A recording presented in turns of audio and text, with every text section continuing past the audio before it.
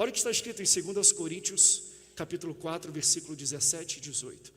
Porque a nossa leve e momentânea tribulação produz para nós eterno peso de glória, acima de toda comparação, não atentando nós nas coisas que se veem, mas nas que não se veem, porque aquelas que se veem são temporais e as que não se veem são eternas. Deixa eu fazer junto com você, vamos ler junto, vamos lembrar do tempo da leitura responsiva, mas vamos ler junto todos os dois textos a partir do versículo, não, vamos só ler o versículo 17, porque eu vou me firmar quase que propriamente no que diz o texto da Bíblia nele. 1, 2, 3.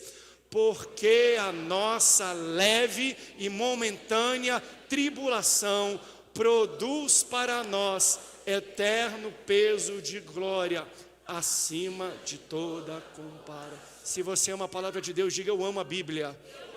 Tome seu assento dando glória a Deus e aleluia. Enquanto você está tomando seu assento, fala com a pessoa do seu lado, faz a seguinte pergunta para ela, que é o título da minha mensagem: você aguenta o peso? Qual o peso? Não pergunta o peso da pessoa, não. Meus irmãos, tem um tema que tem estado no meu coração, e quem é membro aqui do Templo Sede, percebeu que eu ministrei ele umas 2 ou 3 vezes já. A gente ficou pelo menos 3 semanas falando um pouco sobre ele, que é o peso da glória. Eu quero poder rapidamente fazer um resumo, mas trazer para vocês um pouco daquilo que eu entendo que também é o papel do pastor numa igreja. Já que nós estamos num culto de ordenação ministerial, qual é o papel de um obreiro? Qual é o papel de um diácono, de uma diaconisa, de um pastor, de pessoas que servem no ambiente, servem à igreja? Qual é o papel destas pessoas? É preparar a igreja para receber a glória de Deus. Eu não ouvi nenhum glória a Deus. Eu vou falar que nem aqueles pregadores. É muita revelação para pouca glória. O meu papel como pastor e dos demais pastores e obreiros e membros aqui é preparar esse ambiente para que tudo dê certo, para que você possa sentir o que você sentiu durante o louvor, durante a harpa, durante a oferta. É para você sentir o peso da glória de Deus. Então nós temos um duplo papel nesse sentido da glória. Primeiro, preparar a igreja para que ela possa atrair a glória de Deus. Mas tem um segundo passo. Qual é?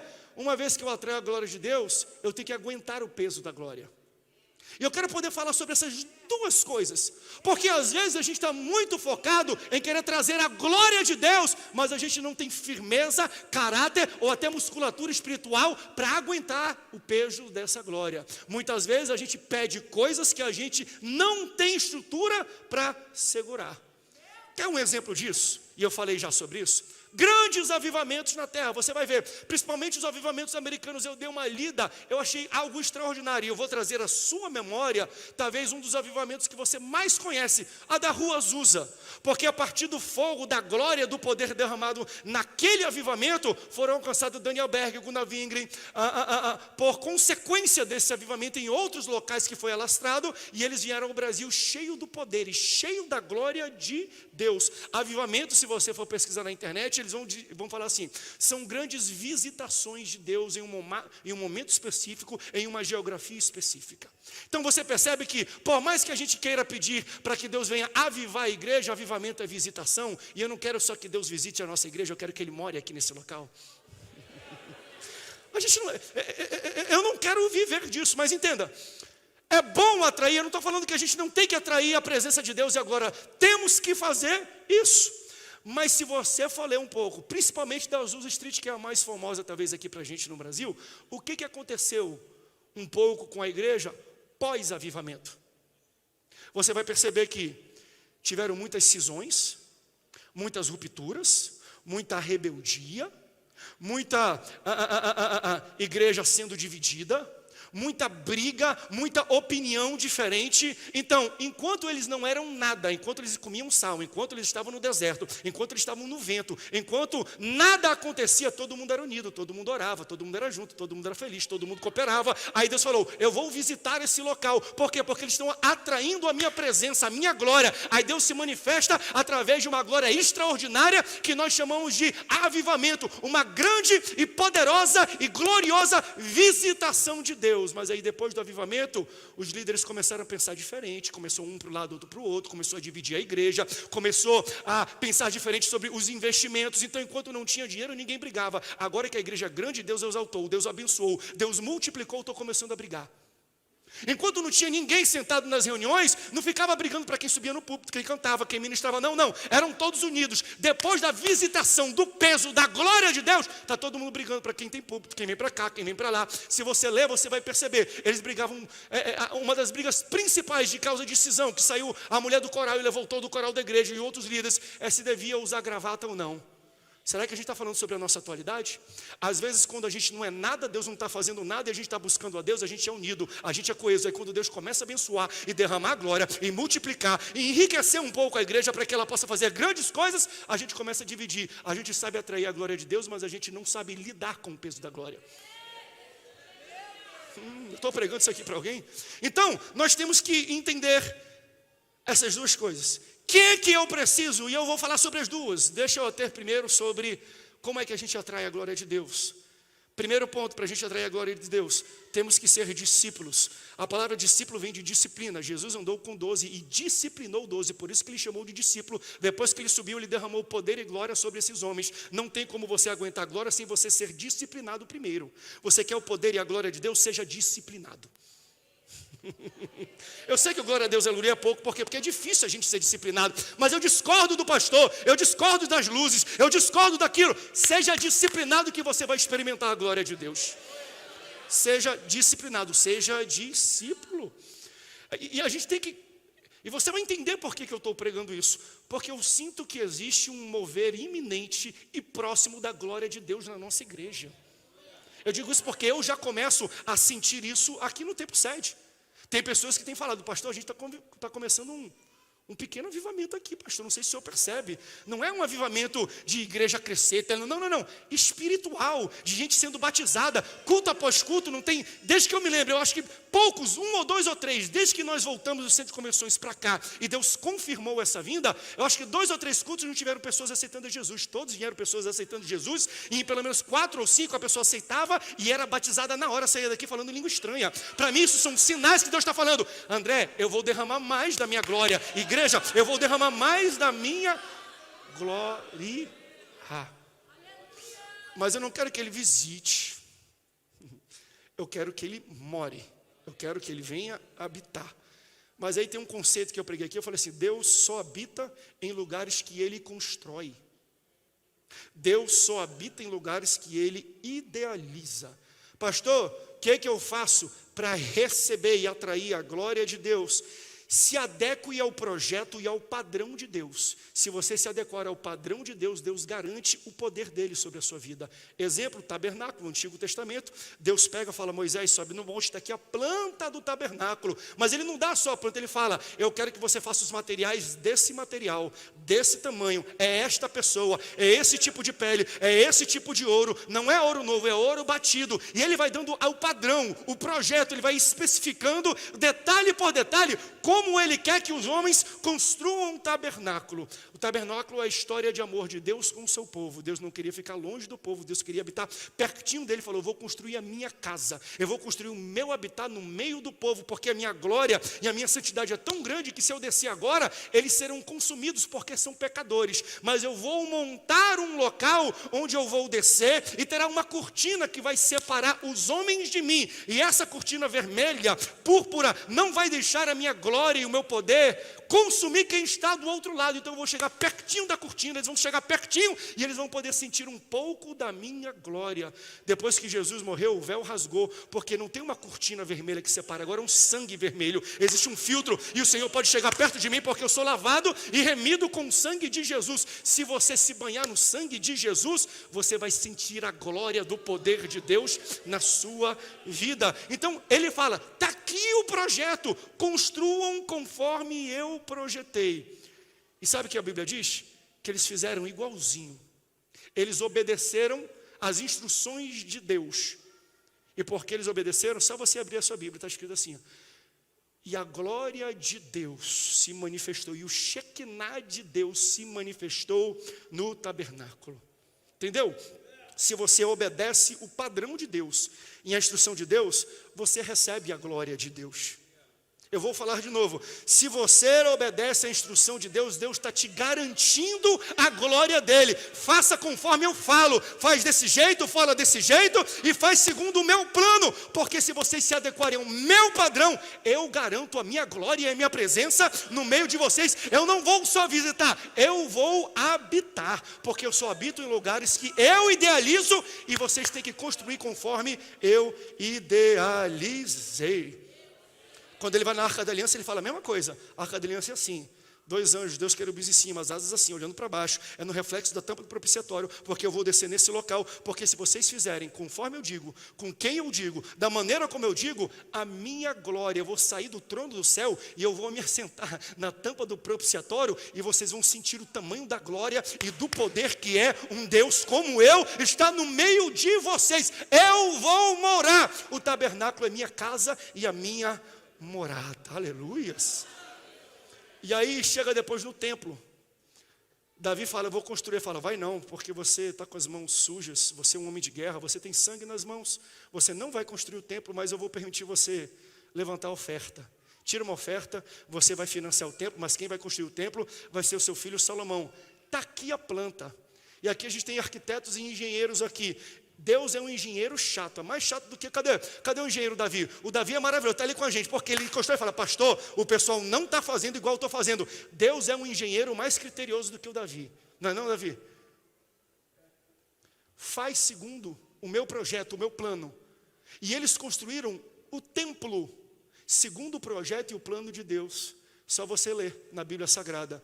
E Deus desceu no templo. E quando o sacerdote entrou no templo para ministrar o culto, ele nem conseguiu entrar. Tamanha a glória de Deus naquele local. Porque quando nós obedecemos o padrão de Deus, quando nós estamos de acordo com a instrução que Deus tem para a nossa igreja, para a nossa vida, Deus está falando, eu garanto a minha glória para vocês. Aí a gente chega no Novo Testamento, onde Deus fala, eu não habito mais em templos construídos por mãos humanas. Então Deus não está mais num ajuntamento de tijolo e cimento, Deus está num ajuntamento de pessoas, que Ele chama de pedras vivas. Não é ajuntamento de pedra inanimada, é ajuntamento de pedras vivas. Então quando uma pedra está tocando ali, outra está tocando, outra está cantando, outra está iluminando, outra está ali. Quando todas as pedras estão certamente e de acordo com o projeto de Deus, todas posicionadas certinhas, Deus fala, deixa eu ver como é que está a pedra, está todo lugar? O projeto está igual eu designei, igual eu projetei. A glória de Deus vai morar no nosso meio.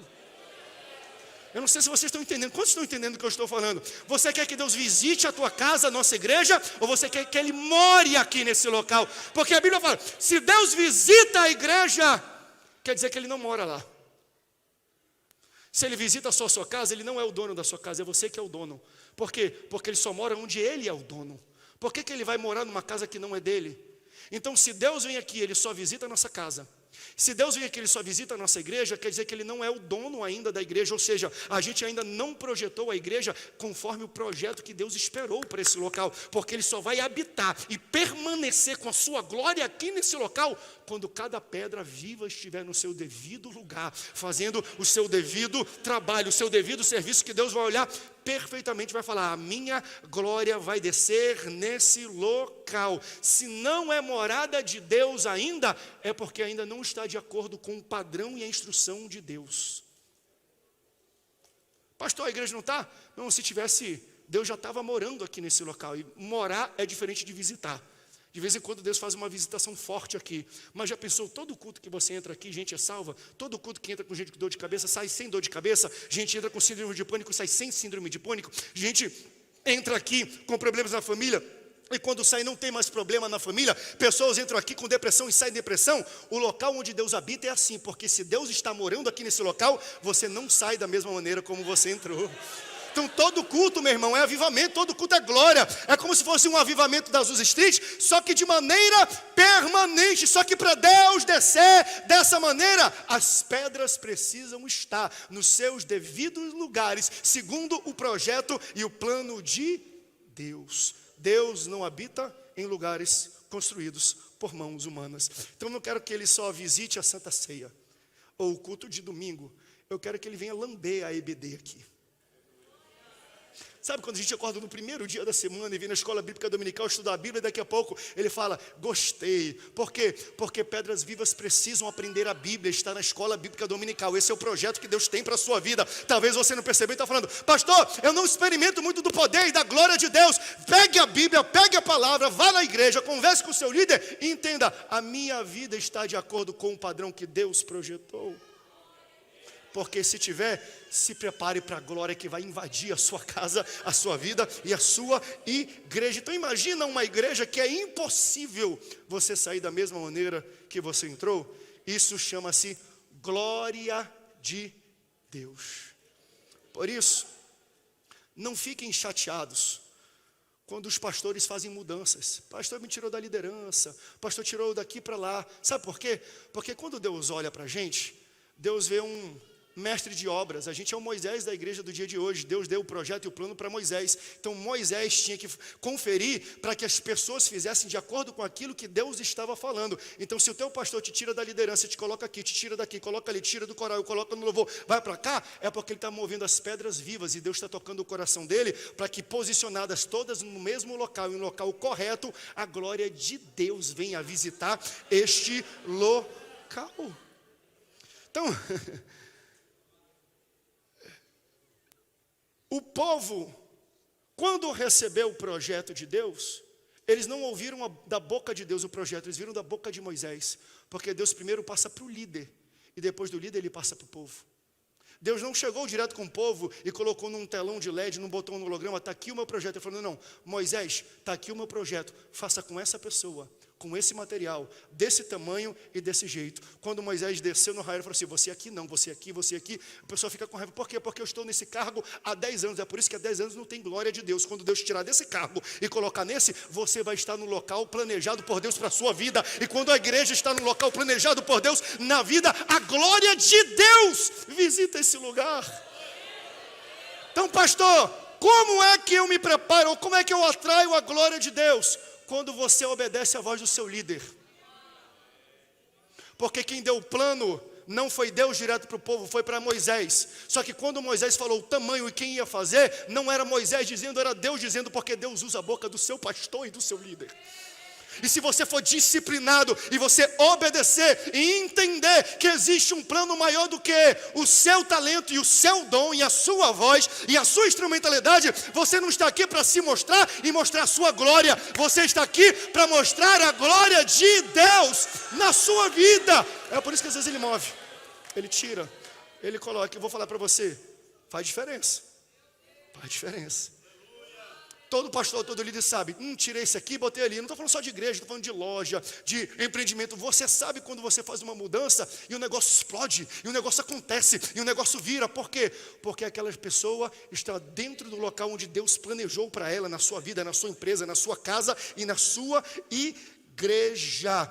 Temos que obedecer à instrução de Deus, para depois receber a glória de Deus. E se você concorda, diga glória a Deus.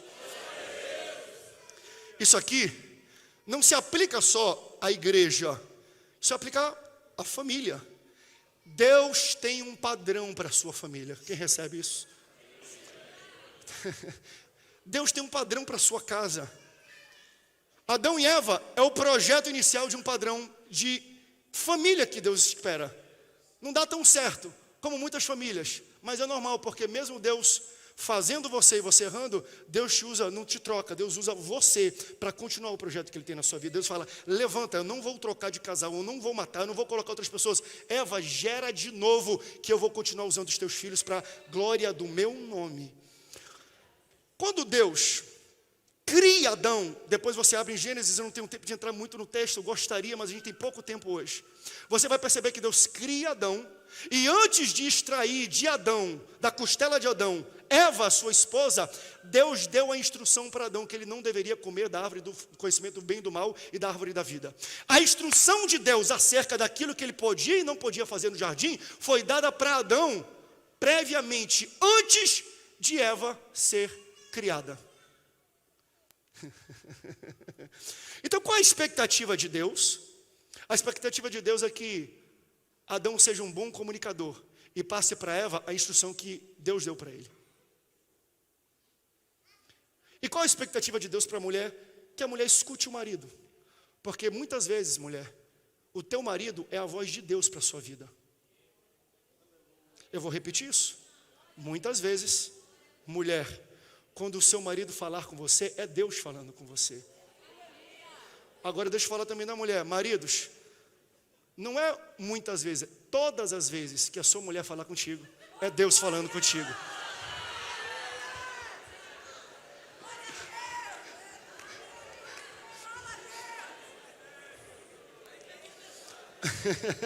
Eu ouvi assim, aí pegou pesado, hein, pastor? Eu vou pegar mais pesado ainda. Efésios capítulo 5, versículo 21. Mulheres, sujeitem-se aos seus maridos. Eu vou repetir, porque essa instrução as pessoas ainda, no dia de hoje a gente não entende isso. Ah, quer dizer que a mulher tem que subjugar o homem? Não, Deus não falou mulheres sejam sujeitos aos homens. Não, Deus falou esposas sejam sujeitos ao seu marido. E ela não falou seja sujeito ao marido, não, ao seu marido. Deus te deu um marido e você tem que se sujeitar a um marido. Você não tem que escutar o marido dos outros não, tá? É você. Por quê? Porque a instrução que Deus tem para a sua vida, muitas vezes vai vir da boca do seu marido. E se você quer a glória de Deus, você tem que seguir a instrução de Deus. Mas como é que você espera a glória de Deus na sua casa se você não escuta o seu marido? Se você não escuta a instrução que Deus vai te dar. Se você quer ser candidato a receber a glória de Deus na sua vida, você precisa obedecer às vozes que Deus coloca acima de você. Deus coloca não só do marido, de um pai, de uma mãe, de um tutor, de um pastor. Então, se você não está disposto a ouvir a voz do pastor, você não está disposto a ouvir a voz de Deus. Se você não está disposto a ouvir a voz do seu pai, da sua mãe, como é que você vai querer ouvir a voz de Deus? Porque Deus vai colocar alguém na sua vida, geralmente acima de você, e essa pessoa vai dar conselhos de Deus para a sua vida, para que a glória e o poder de Deus se manifeste na sua casa. Quantos podem dar glória a Deus? Agora, Adão fez o trabalho dele bem? Questionável, né? É só você abrir a Bíblia e você vai ver que certa vez Eva estava sozinha, Adão não estava por perto. Aí a serpente se aproxima dela e fala assim: quer dizer que vocês não podem comer de nada aqui, né? Falou: não. Olha aí, pela primeira vez na história, talvez a única, um homem comunicou bem para a mulher. Porque ela falou assim: não foi isso que Deus falou, não. Eva não está com Adão, mas ela passa para a serpente exatamente a instrução que Deus passou para Adão. Deus disse que a gente poderia comer de todas as árvores, menos dessas. Então ela recebeu a instrução do seu marido. E se ela recebeu a instrução, ela ia gerar e receber a glória de Deus. Sabe qual foi o problema? É que ela ouviu outra voz, senão a do marido. Ela ouviu outra voz, senão a da quem Deus colocou na vida dela como líder. Se você está aqui na igreja, você é membro dessa igreja, você me tem como pastor, escute a minha voz, não vai para a internet ouvir a voz de outras pessoas não, porque Deus vai me usar para falar para a sua vida. Mas pastor, eu vi na internet que dízimo, oferta, eu vi que casamento, eu vi que batismo em águas, eu vi que esse negócio de Santa Ceia todo mês. Querido, qual líder você está ouvindo? Você está se subjugando a alguém. Não tem como você ouvir duas vozes ao mesmo tempo. Se você quer o poder e a glória de Deus, se submeta a quem Deus colocou sobre a tua vida. Eu não estou falando de líder abusador, explorador, isso aí é outros 500, em outra mensagem eu abordo isso. Mas você sabe se o líder é de Deus ou não. Você sabe se uma instrução é de Deus ou não. Você sabe se ele tem um amor por você, um zelo por você, acima de tudo. Então o que Deus está falando é, esse é o meu padrão. Se você tem alguém que eu coloquei sobre a sua vida, escute as instruções dele e faça. Porque se você fizer, a minha glória vai alcançar a sua casa. Ao ouvir o líder que Deus colocou sobre a sua vida, você recebe a glória de Deus. Se você rejeita alguém enviado por Deus, você está rejeitando o Deus que o enviou. Mas se você aceita alguém enviado por Deus, você está aceitando o conselho do Deus que o enviou. Você acredita que o seu pastor é enviado por Deus? Você acredita que seu marido é enviado por Deus para a sua vida? Que a sua mulher é enviada por Deus? Escute essas pessoas, porque o conselho delas vai fazer você receber a glória de Deus. Eu não sei você, mas toda vez que eu escuto a minha mulher, é uma glória.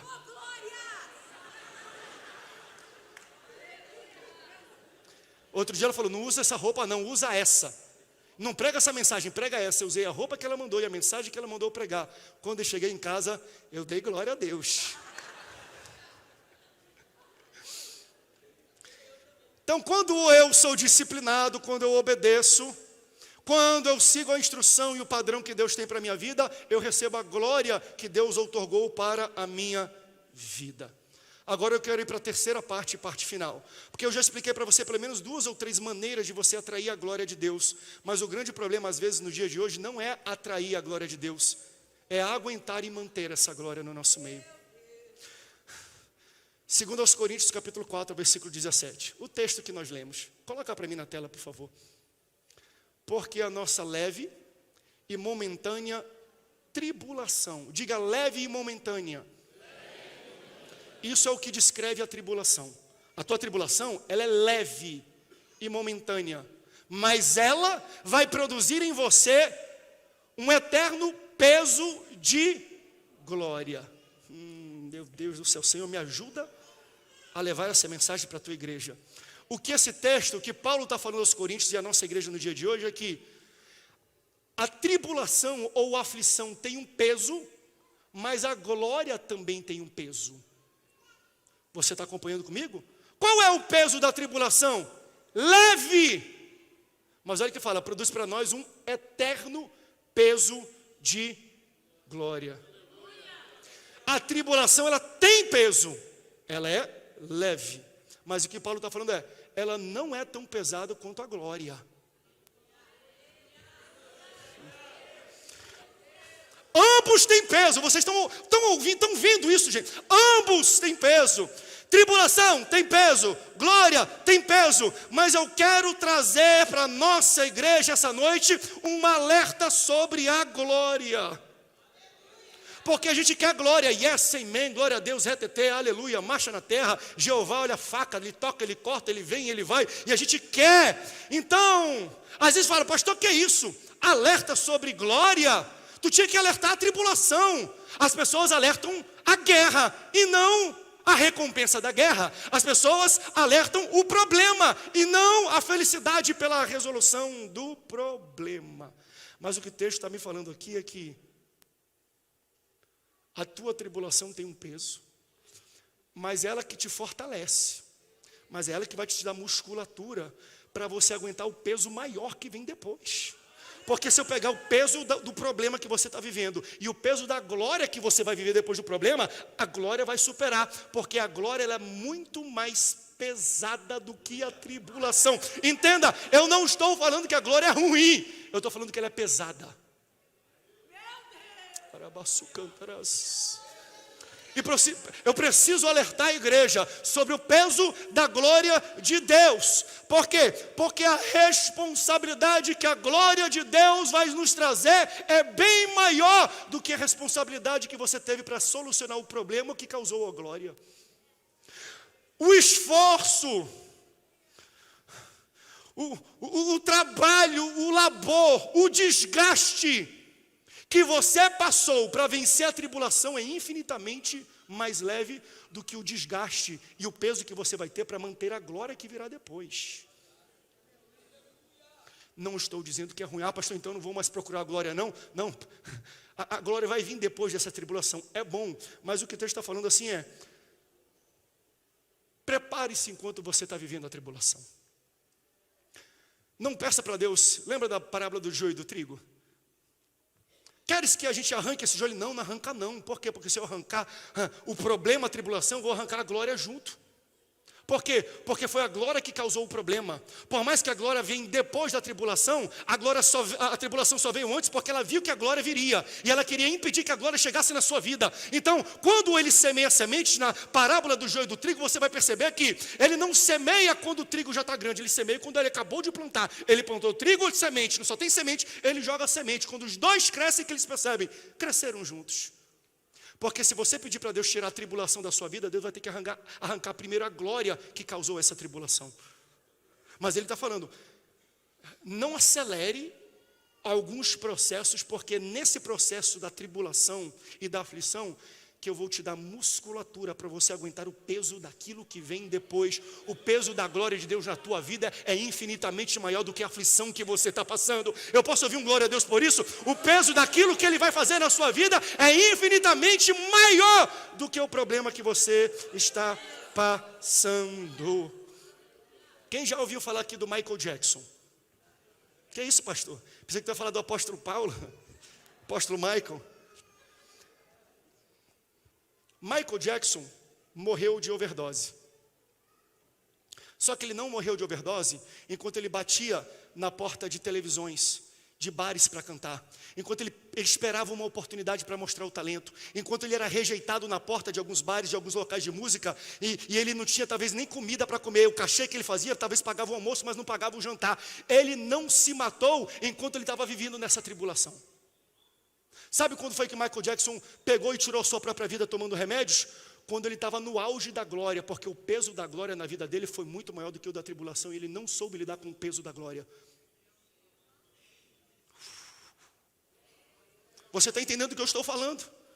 Não, mas eu quero ser famoso. Cuidado com a glória que você pede para Deus. Se Deus ainda não te trabalhou através da tribulação, você não está pronto. Mas pastor, eu estou vivendo muita tribulação então. É porque a glória de Deus será infinitamente maior. Se você está passando, pastor, 10, 15, 20, 30 anos de tribulação, rapaz, o peso da glória que vai vir sobre a sua vida é extraordinário. É por isso que Deus está trabalhando a sua musculatura. Quando foi que ele tirou a vida? Quando ele foi chamado rei do pop. Quando ele não conseguia nem andar na rua, ele ia para a Disney com os filhos, ele fechava a Disney só para poder caminhar, tamanho a glória, a popularidade daquele homem. Mas ele não soube lidar com o peso, e o peso da glória esmagou e o fez tirar a sua própria vida. Então você entende às vezes porque Deus segura algumas coisas? Deus manda uma tribulação que Ele fala, tu está pedindo uma glória antes de estar forte para aguentar a glória. E eu não vou querer que a minha glória te mate, te esmague. Eu não quero que ela acabe com o teu ministério. Eu não vou te colocar no auge, eu não vou te colocar no holofote enquanto você não estiver fortificado e preparado para receber a minha glória. Outra pessoa muito conhecida, lembra daquela cantora Whitney Houston que fez o guarda-costas, que ela cantava, eu não vou cantar aqui porque senão eu vou estragar a sua memória daquela música. Aquela menina nasceu dentro da igreja. Ela era cantora de coral de igreja, de domingo de manhã, de escola bíblica dominical, de infância. Enquanto ela batia nas Assembleias de Deus em São José pedindo oportunidade e ninguém dava, ela não tirou a vida dela. Enquanto ela estava ralando, enquanto ela era rejeitada, enquanto ninguém acreditava nela, enquanto ela passava por tribulação, ela estava ok. Qual foi o problema dela? Glória. A glória esmagou aquela mulher. A fama acabou com a vida dela. E o fez entrar numa depressão tão grande que ela tomou remédios e tirou a sua própria vida. Não deixa ir longe não, deixa eu vir perto. Eu sou casado com a Nayane há 11 anos. Ela sempre fala que era muito bom a minha vida no Rio de Janeiro. Ia para a praia, tomava água de coco. Iniciamos um trabalho de uma igreja. A gente estava feliz, glória a Deus, aleluia. Tinha uns probleminha aqui e ali, mas o André estava lá, trabalhando tudo, estava lindo. Aí a gente é ousado.